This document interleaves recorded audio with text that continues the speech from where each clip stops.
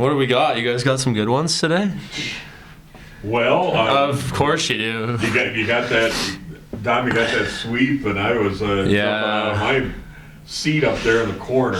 Yeah. Believe it or not, where we were broadcasting, which Yeah. wasn't the greatest situation, but I was in enough of a good spot to see you. They threw you in the corner, You were huh? in the corner. for Jeez. some reason. Yeah. Didn't they? Don't they know you've called 1,000 games? Yeah, I should have said that. They should have pulled the don't you know. Come on, yeah. Show Don't some you know respect to who the I- king. should've- Sorry, I interrupted you. Go No, ahead. I should have pulled it. Do you know who I am? Yeah, you should have. Come on. But you had some big shifts out there, and Yeah.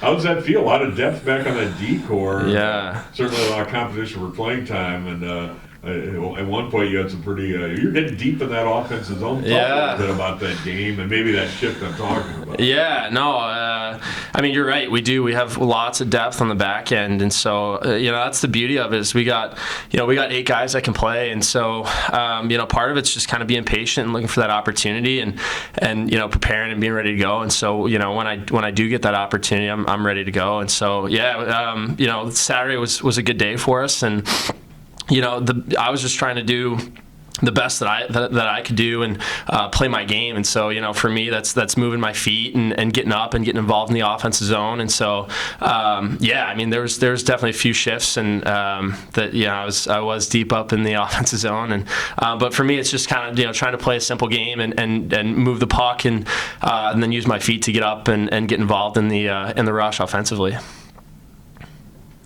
Looking forward to this weekend at Duluth. What do you know about the team, and what are you looking to contribute? Yeah, I mean, well, this is my first time playing Duluth, so it's I'm excited for it. It's they got a great place to play up there, and so we're excited to go on the road and play. But we know that they're a heavy team. They play hard. Obviously, we've watched a little bit of video on them, and they come hard on the forecheck, and they get to the net.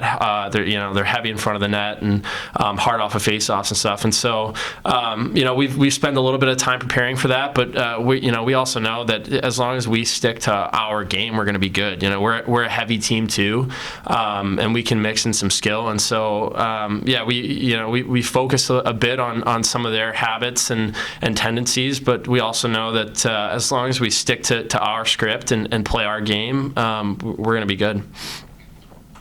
It seems to me that you can play the game either way you want to go. You get Jesse going, throwing his weight around. Oh yeah. You get off. You guys are offensively minded back there on that blue line. Would that be a good characterization, which is a great thing? You can play this game anyway. Right. We want to be physical or we want to be finesse. No, it is great. I mean, you mentioned Jesse. It's like some of us laugh about it because we've played against him for a few years. Playing against him when he's at Notre Dame, and it's so nice to have him on your team because man, like when you're playing against him, you're constantly shoulder checking and making sure you know where he's at because he's heavy. And so you're right. It's nice to have kind of that mix of heavy guys and then some skill too, and some guys can do both of it, and so it kind of adds that dynamic of it's hard for other teams because that you have to respect the skill side of it and the speed, but then like I said, on the other side, guys have to be shoulder checking all the time because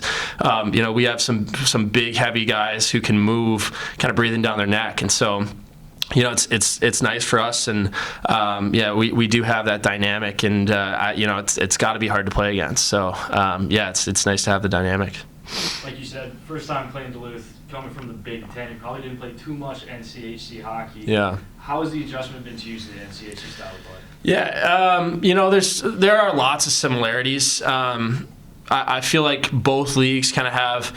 There's some teams that have, they're kind of run and gun, lots of skill, lots of speed, and then some other teams that are, more structured and defensive and things like that. And so there are lots of similarities. I wouldn't say there's too much change up. Any given year, both leagues have teams within the top 10, top 20, whatever it is, and every single night, it's not going to be easy. You go into every in-conference weekend knowing that you're going to have to battle for points, whether you're on the road or at home, and so not too much of a change-up, but it's same tendencies, knowing that you're going to have to show up and compete every single night to earn your points. So why Omaha? How come you chose Omaha then? Why not Omaha? Yeah. No, I mean, I've said it a couple times. It's I didn't visit when I was going through the process of deciding and stuff. It was more so just kind of talking with the coaches and getting a feel for it. And I had some buddies that I had played with before in Nolan Krenzen and Matt Miller, and so they were able to give some good perspective on the culture here and just the feel of the team and the city and stuff. But then once I got out here, I got out here early in the summer, around May, like end of May, and it was incredible. Like I got to explore a bit, and I'm a big food and coffee guy, so I tried all the spots around the city and stuff. And so once I got out here, it was like I loved it. So there's too many good things to say about it. To sum it all up, I could talk for days. So but yeah, there's what's not to like about it. So yeah, I'm definitely aging myself here with this question, but as a defenseman, there was always when I was growing up, there was always the big forward on a team would wear the number 9. Yeah. You go with the number 9. Any special reason? Yeah. So I was always number 63 growing up. Wore it from, I think the first time that I could choose a number, I was always 63. And then when I went to Culver Academy in high school, you could only be 1 through 30, and so I was like, 6 plus 3 to do some simple math, and then that's what led us to 9. I've just been lucky. It is a popular number. Like there's some real good players that wear it, and so I figured guys would want to copy them or something, but it's been available everywhere I've gone. So that's why. Just nothing too crazy behind it. Yeah, just a little simple math. So. Augustana, obviously last weekend. What was it like having that crowd of fans up there? You've gotten used to it here at Baxter. Yeah. But that was probably the first time you've seen that kind of support on the road. Yeah, it was great. We were, we said it, as we were lining up, whenever guys skate out for the opening lineups and stuff, we said it like some of the cheers that you heard when guys were skating out and everything. We traveled well, and so it was pretty cool. And we saw a few of the Omaha fans in the hotel. The morning of the game and stuff. So it was awesome. It was pretty sweet. And then I don't know if there was any type of clip of it, but there was a real long pause when they were rolling out the carpet before the game for the singer. And we had a couple fans yelling, Mavericks. So we were kind of chuckling on the blue line there. They got a good laugh out. We got a good laugh out of it. So yeah, it was pretty cool to see him travel. And I know that the roads weren't great. So some dedicated fans making it up there. So yeah, we appreciate that.